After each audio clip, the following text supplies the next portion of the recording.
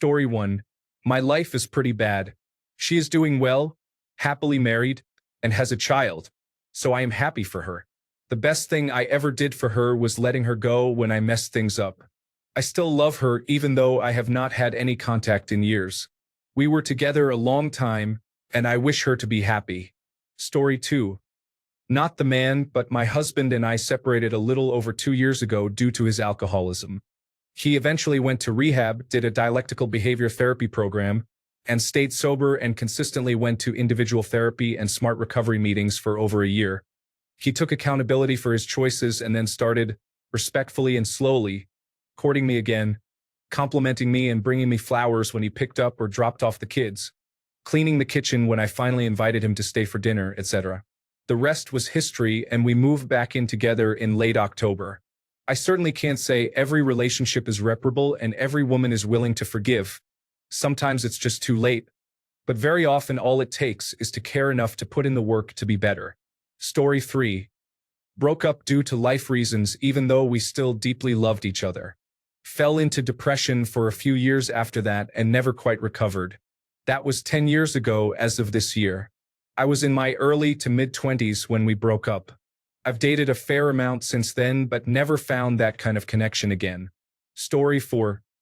Every breakup ever has killed me mentally.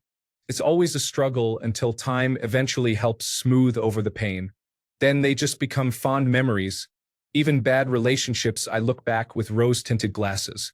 For people who can't get over their ex, the next person won't be a one-to-one replacement, but they'll be their own unique person. Soon you'll realize they bring things to a relationship your ex never did, and vice versa, and you will value that about them and cherish them for it. Story 5. I screwed things up at 18 with a girl I would have been happy to marry. Took me almost a decade to get over her, but in that time, I became the person I wished I could have been for her. I finally started dating again about 2 years ago. Now I'm really ready for my forever. I wouldn't have it any other way. I actually know how to act right now. Story 6. Not a man, but I broke up with a sweet and loving man because I was an idiot. I immediately jumped into another relationship with a guy who was the worst one ever, who treated me terribly and showed me what a really bad relationship is. Now I'm single and alone. I moved on, but sometimes I still think about him and wonder how he's doing. I really hope he didn't take it to heart, and I hope he'll have an amazing life. Story 7. Broke up at 19, she was a great girl and turned out to be a great woman. I was hanging with so-called friends that were terrible. Crossed paths at 32, we hung out and recently got engaged, getting married in October. I appreciate her every day. Story 8. Things are pretty great. I learned from messing up. It took quite a few more tries to find the right person. Don't protect your ego when you make mistakes. Feel things and learn. Story 9. It's better. I was in a bad place and tried to end my life. I prepared for the suicide by pushing my wife away and asking for a divorce so she would hurt less when I was gone. That's all ridiculous, obviously, and she's both smart and kind enough to see through my lies. I did try to end myself but failed, and it hurt her. I hurt her in a way I can never take back or fix. She loves me, and I love her. We are still together since the relationship was never the issue. I love her so much. She's an amazing person, and I'm so proud of her. But now she's jumpy and can call the police if I don't answer my phone. She will get so worried and upset if I take naps during the day because she thinks I'm suicidal or depressed again. It's sort of like post-traumatic stress disorder, I think. I wish I could repair what I have broken, but I can't. I am so ashamed, and I feel so guilty every day. It's difficult not to wallow in the misery, and I do my best to show her the love and warmth she deserves. Story 10, rock bottom, I'd say. However, it absolutely would have derailed eventually even if everything had worked out perfectly. Our long-term goals divide us in big ways. There's even still a chance they would be willing to try again with me in the future. And that gave me some hope at first, but as time drags on, I'm realizing the truth that it was never meant to really work in the first place. We just want different things at the end of the day. My life is bad not because of that relationship derailing necessarily. More a long line of poor decisions and being bad with money has led me to a ruin I may not make it back from. They are doing well, though, and they have a robust support system I never had. Great person, and I wish the best for them. Story 11. I broke up with my ex a year and a half ago. She was genuinely kind, loving, and warm. I saw a future with her.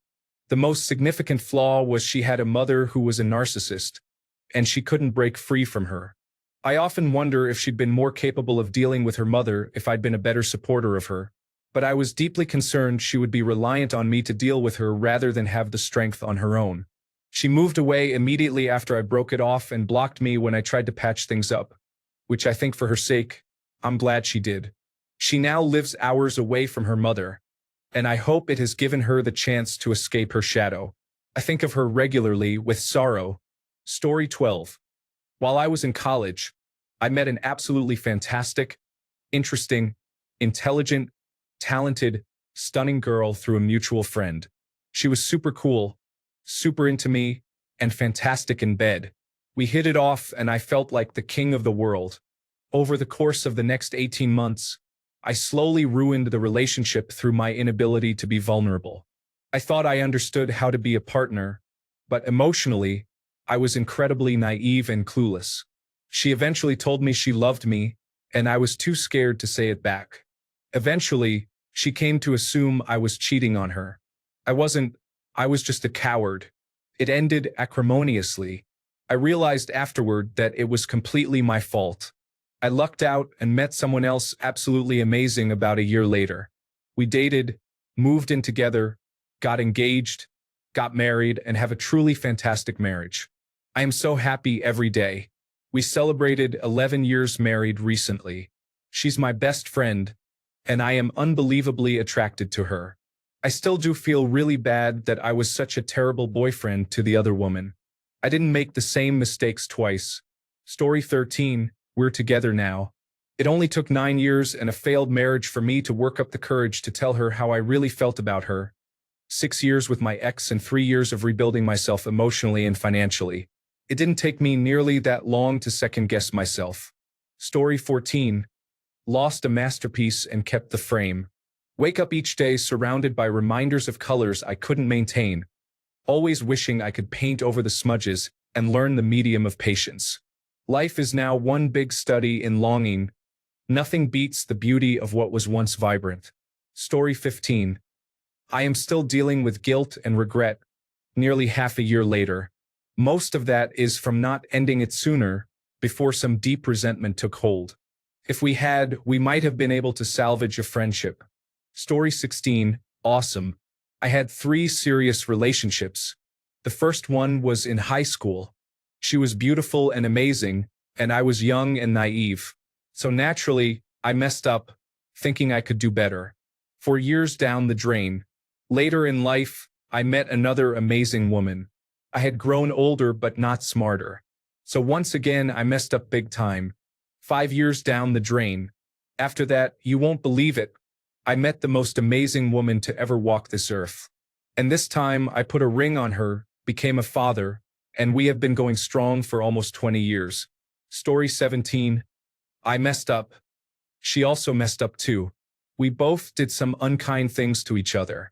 We went our ways, dated other people for a few years, found each other again, apologized, talked through things, and now we are 3 years strong.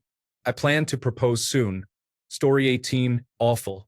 My life has continued to get worse over the past several years, and it becomes increasingly apparent that it will never again get remotely close to being as good as it was with her. Story 19. High school sweetheart, the relationship died because she moved overseas.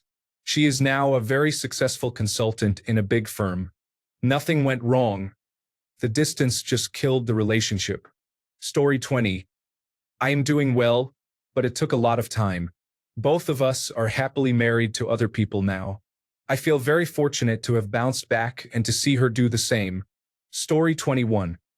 I was fortunate and found someone just as amazing, if not more. I learned my lesson last time and made sure I don't make foolish mistakes again, and I guess it worked out. Story 22. Mutual split. Miss her. Never felt the love from someone like that before. Circumstances prevented us from staying together. Chose to stay in a toxic household with a toxic ex. It is what it is. Story 23. Not great, though, for both related and unrelated things, such as my health failing me. I lost 2 years of pre-romance friendship and long-distance communication, 5 years of relationship and living together, and nearly all of my university memories, and another 7 years after that unable to move on, plus a ton of first memories. In person, I've never once seen someone even remotely similar to her in either looks, gait, fashion, or personality. My mind recalls all too well how she moved and smelled, the exact inflections of her laugh, or how her drool pooled on the pillow. Honestly, I still dream about her every night, almost like a torturous penance I can never be free of. Only recently have I started to feel better after meeting another very unique, albeit different girl, and I've approached things in a dissimilar, less reserved way. I made a lot of small, compounding mistakes, but it was more about what I didn't do and say that was the bad coming from my end. She had plenty of her own issues that fed into mine, but instead of taking the lead and improving things between us, I let them fester into a comfortable relationship which will ruin just about any partnership. Ideas and advice stemming from the modern ideals of dating and sexual relations fed into both of us, and it was the worst thing I could have ever let happen. Younger men, if you have someone truly great, someone you're pair bonded with and who is good for you and your future, then cast aside all care for anyone else's opinions and perceptions. Treat them well and don't shy from your honest feelings. Life is a series of regrets, and you don't want this one. Story 24. Not bad, to be honest. I identified what I was doing wrong and fixed it, and my current girl looks at me like I'm the best man in the world. What really bothers me is not being able to make it up to the one who truly deserved it, the person who stuck with me as much as she could during my worst times but now only has hatred in her heart for me. Sometimes when I'm with my current girl, I can't help but think, my ex would have enjoyed this so much. And a few times I have teared up. Sucks, but that's life, I guess. Story 25. I feel uniquely qualified to answer this, although I am not a man. The summary for anyone going through profound romantic loss is probably this. 1. Don't wait around for closure. Sometimes in life, you have to create closure yourself. Don't resort to hating them, but there isn't a grand epiphany waiting at the end of loss to make it okay. Either. It will hurt for a long time, possibly forever, and meanwhile you need to keep living, growing, and hopefully thriving. Know that nothing is ever truly over, and both of you will likely love again, possibly better than before. If one or both of you finds happiness with someone else, be happy for them and yourself. You love them after all. Love shouldn't be conditioned on whether they spend their time with you or talk to you. Just knowing they're hopefully happy should be enough if you love them, even if it hurts that you can't be that person for them. A series of horrible and unavoidable life circumstances stressed us both out and strained our relationship beyond belief. We coped as best as possible, but in the end, couldn't make it work.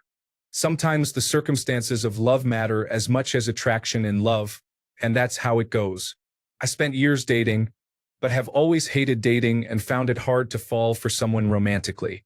Sex is easy enough, and those hormones can sometimes fill a void, but looking for someone to have a relationship with hasn't worked out so far, about 8 years later. As cliché as it is to say, learn from your mistakes and know that it is better to have loved and lost than never to have loved at all. Giving yourself to someone fully, mind, body, soul, is a truly special and rare experience, and probably most people never get to experience it. To the original poster, maybe you haven't experienced it and are just feeling raw after a dramatic relationship. Most relationships probably don't need to be this fully consuming, all-in, love everything about them thing. The most successful couples I've seen basically like certain things about their partner and avoid the stuff they hate. That's the same with friendships, though. No one can really be your everything person, and it probably isn't healthy to try to make one person into that. I eventually came to terms with things by seeing my ex get married to someone else and letting go of the life I had imagined for us.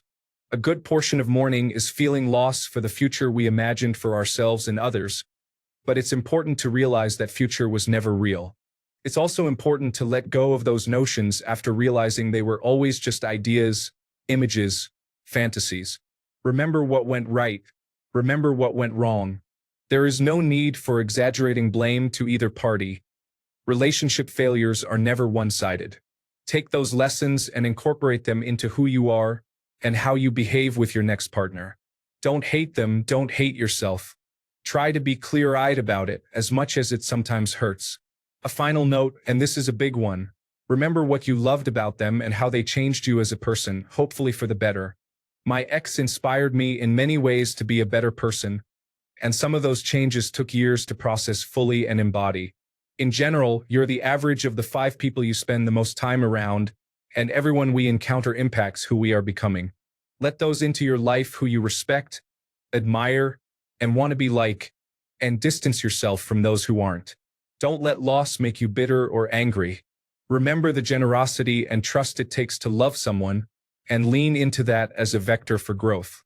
It may be years or even never that you fully embody that, but that's the best way to move forward, rather than dwelling on the past or dreaming of a future that never was. I hope this helps at least one person out there. These are hard-won and hard-fought lessons, but despite the difficulty of loss, they are worth learning and embodying throughout life.